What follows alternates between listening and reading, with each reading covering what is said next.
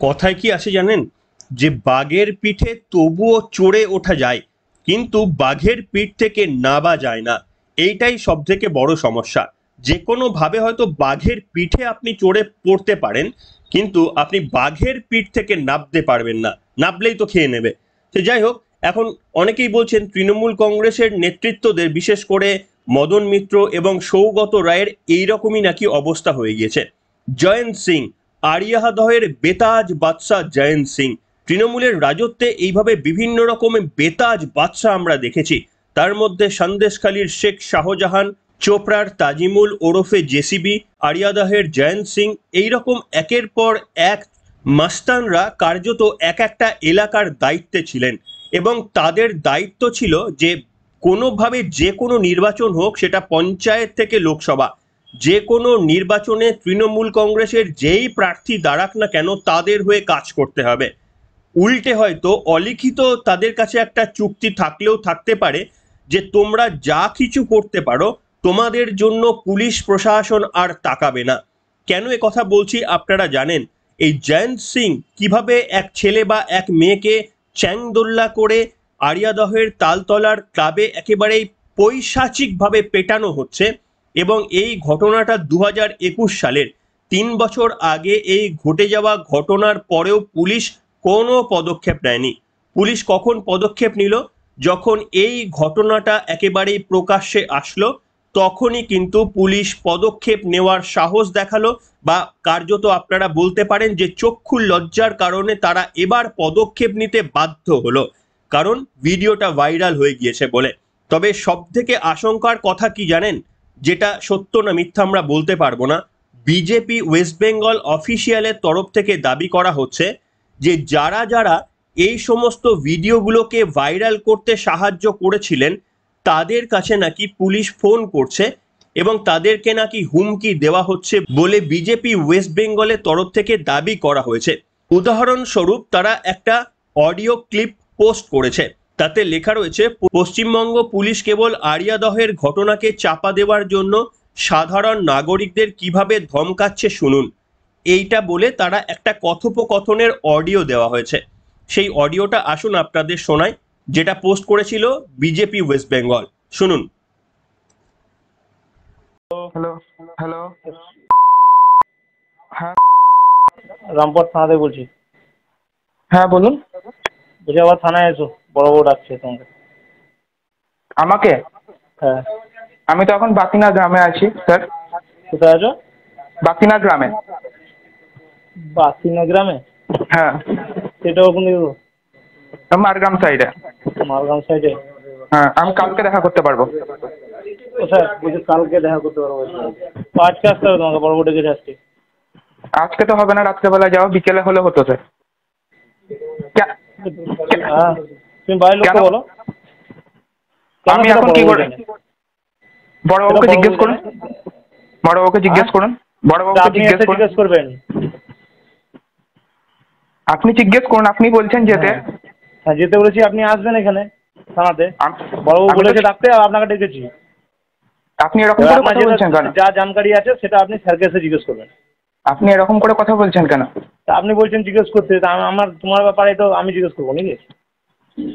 আমি তো স্টুডেন্ট, আমার নামে কোনো কেস নেই, আমাকে হঠাৎ ডাকছে, আমি তো জিজ্ঞেস করবো। তা আসবে, তুমি বড়বাবু ডেকেছে তোমাকে, বড়বাবুর সাথে কথা বলতে এসো তুমি। আমি আজকে যেতে পারবো না, আমি তো আজকে রাতে যেতে পারবো, কালকে সকালে দেখা করে নেবো।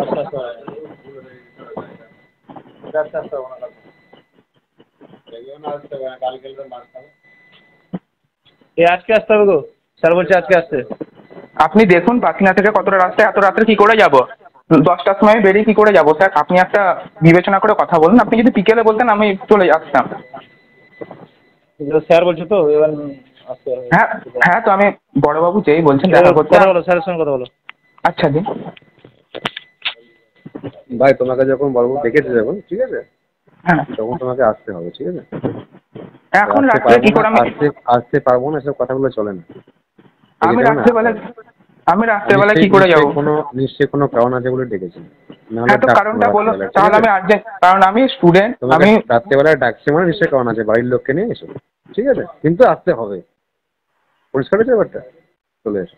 কটার মধ্যে যেতে হবে সেটা বলুন। থানা সবসময় খোলা থাকে, সারা রাত খোলা থাকে। আচ্ছা তুমি ঠিক এখনই আছে। আসতে পারো, 1 ঘন্টা পরে আসতে পারো, 2 ঘন্টা পরে আসতে পারো। আমি কালকে সকালে একই তো না ব্যাপার ভাই, স্যার, কালকে একদম না, একদম না। তোমাকে ডেকেছে মানে কিন্তু এখনই আসতে হবে, কিন্তু ওকে রাতের মধ্যে আসতে হবে। তুমি 1 ঘন্টা পরে এসো, কোনো আপত্তি নেই। বাইরের লোককে নিয়ে এসো, ঠিক আছে? চলে এসো।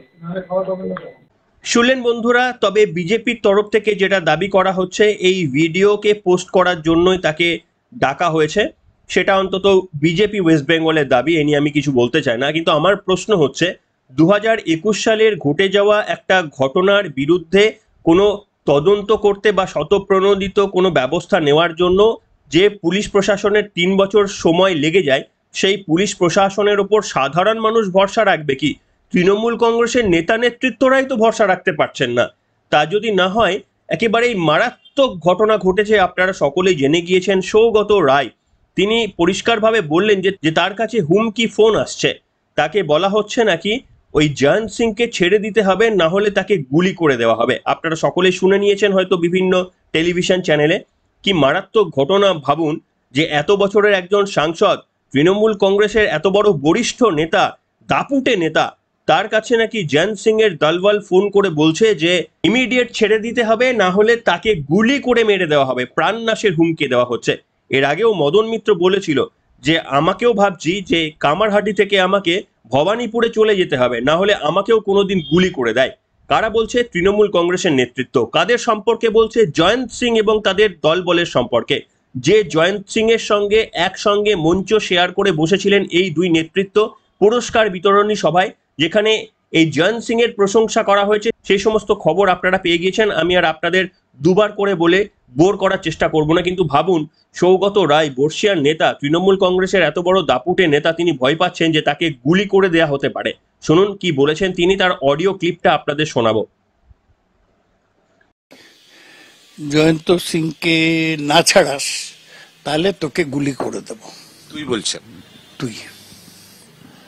আমি ওকে পাল্টা বললুম তুই কিছু করতে পারবি না, ইত্যাদি ইত্যাদি, কেটে দিলুম। তারপর 3:27 আবার ফোন এলো, ওই একই গলা, কিছু বিকৃত ভাষায় বলল, আমি ঠিক বুঝতে পারলুম না। আবার বলল যে তোকে গুলি করব। আমি বললাম, যা পারিস কর। তাহলে কি এই জয়ন্ত সিং এর চক্র সক্রিয়? মানে সে আমি কি করে বলবো, দুটো লোক আমায় ফোন করেছিল, এইটুকু আমি বলতে পারি। ওরা ডিটেল কি বলছে? শুধু ছাড়িয়ে দিতে হবে? হ্যাঁ, না ছাড়ালে গুলি করব। সে জানি না, বললো আড়িয়াদ হয়ে এলে গুলি করব। বুঝতে পারছেন বন্ধুরা, ওই জন্যই অনেকে বলছেন যে বাঘের পিঠে ওঠা সহজ, কিন্তু বাঘের পিঠ থেকে যখন তখন আর নেবে পড়া যায় না। এই ভোটের বৈতরণী পার করার সময় নিশ্চিতভাবে জয়ন্ত সিংদের খুবই দরকার মনে করে রাজনৈতিক নেতৃত্ব, কিন্তু ভোটের বৈতরণী পেরিয়ে যাওয়ার পরই আবার একটা রাজনৈতিক নেতৃত্বের বদনাম রয়েছে, যে যাদের কৃতিত্বে তারা এই ক্ষমতায় আসলেন তাদেরকে নাকি আর মনে রাখেন না। এই দেখুন না, আপনারা তো জানেন যে গতকাল উপনির্বাচন হয়ে গেল, সেখানে কি ছবিটা পাল্টালো? এই উপনির্বাচনে কিন্তু সরকারের পরিবর্তন হওয়ার কোনো সম্ভাবনা ছিল না, কোনো কিছুই পরিবর্তন হতো না। এই সব সিটগুলো সিপিএম বা কংগ্রেস পেলেও কিন্তু কোনো এসে যেত না। কিন্তু গতকাল আপনারাও শুনেছেন, যেটুকু আমিও শুনেছি, পুরো যতক্ষণ ভোট পর্ব চলেছে ততক্ষণই অশান্তি চলেছে, এবং প্রত্যেকটি ক্ষেত্রে অভিযোগের তীর তৃণমূল কংগ্রেসের দিকে। এখানে কি আপনারা মনে করেন তৃণমূল কংগ্রেসের সাধারণ কর্মীরা গিয়ে রাস্তায় নেমে পড়েছেন? তাদেরকে অনেক ক্ষেত্রে এই জয়ন্ত সিং এর মতো লোকজন নামা করায়, এবং যেখানে বিজেপি প্রার্থীরা গিয়েছেন তাদেরকে ঘিরে ধরা হয়েছে, তাদের গাড়ি ভাঙা হয়েছে। এই একই কায়দায়, যে কায়দায় পঞ্চায়েত থেকে বিধানসভা লোকসভা নির্বাচন তৃণমূল কংগ্রেস পরিচালিত করে, ঠিক একই কায়দায় উপনির্বাচনগুলো পরিচালনা করা হলো। সেই কারণেই দেখুন, একদিকে ভোটের ফল প্রকাশের পর আপনারা বুঝতে পারবেন না যে সেখানে মানুষের রায় কতটা, তৃণমূল কতটা শক্তিশালী আর বাকি দলগুলো কতটা দুর্বল, সেটা ভোটের রেজাল্টের পর আপনারা বুঝতে পারবেন না। সবুজ আবির আপনারা নিশ্চিতভাবে দেখতে পারবেন, কিন্তু সেই সবুজ আবিরটা কতটা ভেজাল আর কতটা সেটা টাটকা, সেটা কিন্তু আপনারা বুঝতে পারবেন না। তবে যাদের ভর করে আপনারা এই সমস্ত কার্যকলাপগুলো করছেন, বিরোধী শূন্য রাজনীতি আপনারা যাদের কাঁধে ভর রেখে করতে পারছেন, সেই জয়ন্ত সিং এর মতো লোকরা, তাদের যদি আপনারা অ্যারেস্ট করে ফেলেন বা বলা ভালো বাধ্য হন, অ্যাকচুয়ালি দেখুন, পুলিশ প্রশাসন কিন্তু বাধ্য হয়েছে। বাধ্য না হলে 3 বছর পর অন্তত অ্যারেস্ট করতো না। অ্যারেস্ট করার হলে ওই ঘটনা ঘটার 2-1 মাসের মধ্যেই কিন্তু অ্যারেস্ট করে ফেলতে পারতো পুলিশ। তার কারণ পশ্চিমবঙ্গ পুলিশের এতটা কম নেটওয়ার্ক নেই যে তারা জানতে পারবে না এরকম একটা ঘটনা ঘটেছে। পুলিশ প্রশাসন কখন ব্যবস্থা নিচ্ছে, যখন ঘটনাটি ভাইরাল হলো। এর আগে জেসিবি কাণ্ডেও আপনারা মনে রাখতে পারবেন, চোপড়াতেও তাই। চোপড়াতে যেদিন এই ভিডিওটা ভাইরাল হলো, এক মহিলাকে ফেলে রাস্তার উপর অত্যাচার করা হলো, যেদিন এই ভিডিওটা ভাইরাল হলো পুলিশ প্রশাসন কিন্তু তারপরে ব্যবস্থা নেওয়ার মতো মানে জেসিবিকে গ্রেপ্তার করা বা এই সমস্ত আইনি ব্যবস্থা শুরু করলো। তার আগে যখন ঘটনাটা ঘটেছিল 2-3 দিন আগে, তখন কিন্তু পুলিশ প্রশাসন কিন্তু কিচ্ছু করেনি, রাস্তায় ফেলে প্রকাশ্যে মারা হয়েছিল। জানি না আপনারা কতজন মির্জাপুর এই সিজনটা দেখেছেন, এই সিরিজটা দেখেছেন। সত্যি ভাবতে পারিনি যে পশ্চিমবঙ্গের রাজনীতি একদিন মির্জাপুরের মতো হয়ে যাবে। আমরা এগুলো ভাবতাম যে বিহার বা ঝাড়খণ্ডের এই সমস্ত প্রত্যন্ত এলাকায় এই রকম দুষ্কৃতীদের রাজ চলে, সেখানে রাজনৈতিক নেতৃত্ব এবং দুষ্কৃতী তারা একেবারেই হাতে হাত রেখে নির্বাচনী বৈতরণী পার করে। এইরকম হিংসার ঘটনা আমরা কিন্তু বিভিন্ন ক্ষেত্রে দেখেছি সিনেমাতে কিংবা ওটিটি চ্যানেলে।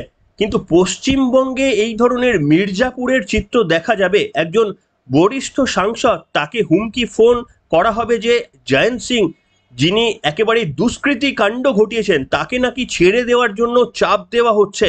অথচ যে জয়ন্ত সিং এর সঙ্গে একেবারে মঞ্চ শেয়ার করে আলো করে বসে থাকতেন সৌগত রায়, নির্বাচনের পর নির্বাচন এই জয়ন্ত সিংরা তৃণমূল কংগ্রেসের হয়ে বারবার মদন মিত্র থেকে শুরু করে এই সৌগত রায়দের বারবার জিতিয়ে আসেন বলে বিজেপির তরফ থেকে বলা হয়, তাদেরকেই যখন একেবারেই পুলিশ বাধ্য হয় গ্রেপ্তার করতে, তারপরে তো হুমকি ফোন আসবে। এর থেকে আর অবাক হওয়ার কি রয়েছে? পশ্চিমবঙ্গ যেন এখন একটা মির্জাপুর হয়ে দাঁড়িয়ে গিয়েছে। জানি না এখনো যতটুকু বাকি রয়েছে, এর মধ্যে যদি রাজ্যের মাননীয় মুখ্যমন্ত্রী হাল না ধরার চেষ্টা করেন, তাহলে সিনেমার গল্পকেও পশ্চিমবঙ্গ একদিন ছাড়িয়ে যে যেতে পারে, তার ইঙ্গিত আমরা এই চোপড়া থেকে শুরু করে এই আরিয়াদহ কাণ্ড, সেগুলো থেকে আমরা ইতিমধ্যেই কিন্তু দেখতে পেয়েছি। এই ধরনের দৃশ্য কিন্তু ওটিটি চ্যানেল তাদের প্ল্যাটফর্মেও দেখাতে সাহস করে না। সেই অত্যাচারগুলো আজকে পশ্চিমবঙ্গের মাটিতে হচ্ছে, আর এটাই বাস্তব। শেষের দিকে এসে আপনাদের আরো একটা অডিও ক্লিপ শোনাতে চাইবো। সেটা হচ্ছে, আপনারা জানেন যে উপনির্বাচন হয়ে গিয়েছে, মানিকতলার উপনির্বাচন হয়ে গিয়েছে। সেখানে বিজেপির প্রার্থী ছিলেন কল্যাণ চৌবে। সেই কল্যাণ চৌবের সঙ্গে কুণাল ঘোষের একটা অডিও টেপ ভাইরাল হয়েছে এবং কুণাল ঘোষই সেটাকে ভাইরাল করেছেন। আসুন আপনাদের সেই অডিও টেপটা শোনাবো, যেখানে কল্যাণ চৌবেকে বলতে শোনা যাচ্ছে কুণাল ঘোষকে যে কিছুটা সাহায্য করে দিন এই নির্বাচনে। দেখুন, সরকার তো পরিবর্তন হবে না, আপনি কিছুটা যদি সাহায্য করে দেন।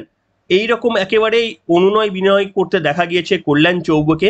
এবং ভাবুন কার কাছে অনুনয় বিনয় করেছে কুণাল ঘোষ, যে কুণাল ঘোষ একদিন রাজ্যের মাননীয় মুখ্যমন্ত্রী সম্পর্কে একেবারেই বাজে বাজে কথা বলতেন। সেই মুখ্যমন্ত্রী এবং তৃণমূল কংগ্রেসের দৌলতে যিনি কার্যত জেলে বন্দি পর্যন্ত ছিলেন, তারপরে জেল থেকে ফিরে আসার পর সেই তৃণমূল কংগ্রেসে তিনি যোগদান করেছেন, তার কাছে কল্যাণ চৌবে বলছেন যে আমাকে একটু হেল্প করে দিন।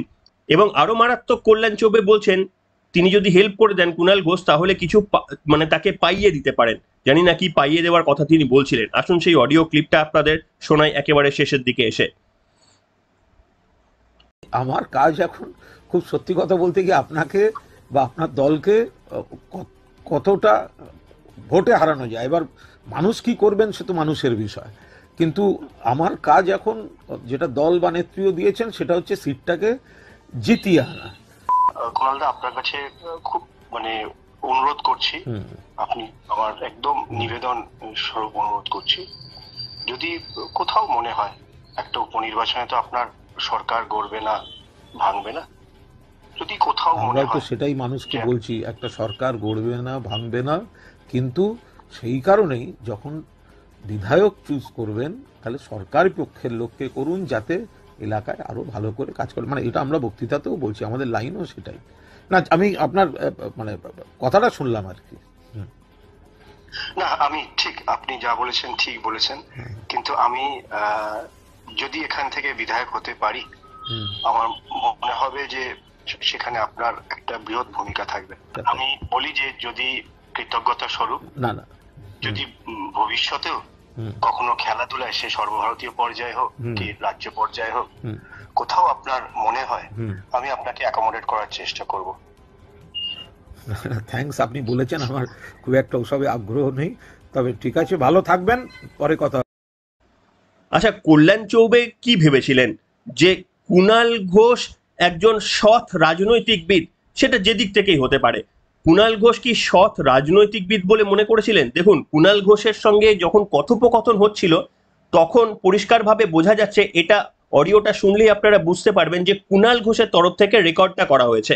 আচ্ছা ভাবুন, দুজনের কথা যখন পার্সোনাল কথা হয়, সেটা একজন ভদ্র যদি আপনি যদি একজন জেন্টেলম্যানশিপ স্পিরিট নিয়ে চলেন, তাহলে কোনোদিনই সেটাকে পারমিশন ছাড়া আপনি রেকর্ড করতে পারেন না।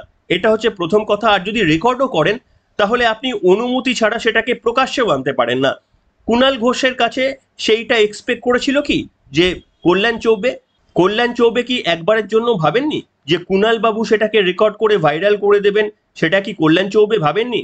যদি না ভেবে থাকেন, আমার মনে হয় তার প্রার্থী হয়ে দাঁড়ানোটাই উচিত ছিল না। তার কারণ, যার এটুকু রাজনৈতিক বোধ বুদ্ধি নেই, যিনি কুণাল ঘোষকে ট্রাস্ট করতে পারেন, কুণাল ঘোষকে ট্রাস্ট করে নির্বাচনী বৈতরণী পার করার যে নেতা চেষ্টা করেছেন, সে নেতাকে বিজেপি দুবার প্রার্থী করার আগে ভাবা উচিত বলে আমার ব্যক্তিগতভাবে মতামত। তার কারণ, রাজ্যে অনেক রাজনৈতিক নেতৃত্ব রয়েছে, তাদের সঙ্গে কথাবার্তা হতেই পারে।